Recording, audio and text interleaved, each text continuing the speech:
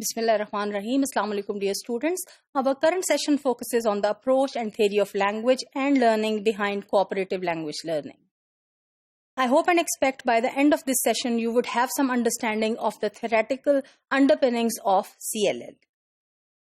Well, my dear students, CLL is founded on some basic premise or some basic principles about the interactive or cooperative nature of language and of language learning.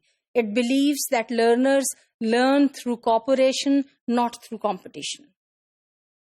Premise 1 that CLL believes in is mirrored through the title of the book, that is on child language. The title of the book is Born to Talk by Weeks, 1979. In this book, the author believes or holds all normal children growing up in a normal environment learn to talk. We are born to talk. We may think of ourselves as having programmed to talk. Communication is generally considered to be the primary purpose of language. The second premise is most talk or most speech is organized as conversation. And I would quote Schmidt, who says, human beings spend a large part of their lives engaging in conversations, and for most of them, conversation is among their most significant and engrossing activities. So, all the human life activities, most of them are carried out through conversations. The third premise is conversation operates according to a certain agreed upon set of cooperative rules of maxims.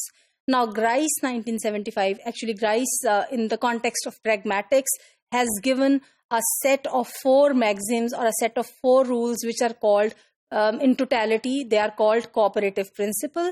And the claim that Grice makes is that in any conversation, the participants or the interlocutors try to cooperate with each other to make the conversation a success. The fourth premise is that one learns how these cooperative maxims are realized in one's native language through casual, everyday conversational interactions. So, these cooperative maxims may differ or may vary in their application from one culture to the other culture or from one society to the other society. And it is through the casual conversations that the learners actually learn how to use these principles. According to the fifth premise, one learns how the maxims are realized in a second language through participation in cooperatively structured interactional activities in the classroom. So, the same process that is used in L1 in any social setup where the learners learn through the casual activities of conversation how to use these cooperative principles. When it comes to L2 in a classroom environment, again through cooperatively structured interactional activities that are conducted in the classroom and where the learners cooperate with each other in groups or in pairs, they learn how to use them in L2. As far as the theory of learning that is behind CLL is concerned, cooperative learning advocates draw heavily on the theoretical work of developmental psychologists such as Jean Piaget and Lev Vygotsky. So both of these people born in the 1960s stress the central role of social interaction in learning. The advocates of CLL have proposed certain interactive structures that are considered optimal for learning the appropriate rules and the practice in conversing in a new language. This CLL also seeks to develop learners' critical thinking skills, which are seen as central to the learning of any sort. Some authors have even, they have elevated critical thinking to the same level of focus as that of the basic language skills, such as listening, speaking, reading, and writing. One approach to integrating the learning of critical thinking adopted by CLL advocates is the question metrics that can be used. And actually, it is Wiederhold, 1995, who developed a battery of cooperative activities built on the metrics that encourages the learners to ask and then to respond to a deeper array of alternative question types. And again, the use of this battery refers to, or it shows the links of CLL to, again, psychology, where the use of such kind of batteries is very, very popular. The word cooperative in cooperative learning emphasizes another important dimension of CLL, and that is that it seeks to develop classrooms that foster cooperation rather than competition, which is a typical characteristic of a typical language learning classroom.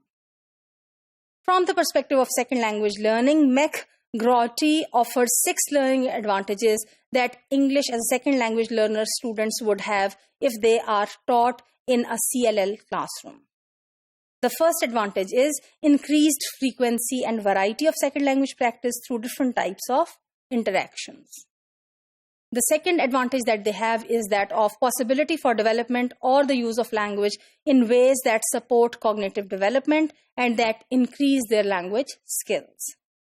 The third important advantage that the learners of English as second language would have in a CLL classroom is that the opportunities to integrate language with content-based instruction would be available. The fourth advantage is that opportunities to include a greater variety of curricular activities to stimulate language as well as concept learning would be available.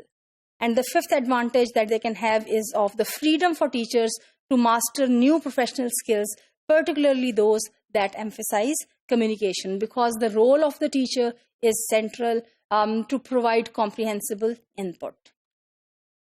The sixth and the last is that the opportunities for students to act as resources for each other, thus assuming a new and a more active role in their learning, which is a role that the cooperative aspect of CLL suggests throughout its processes.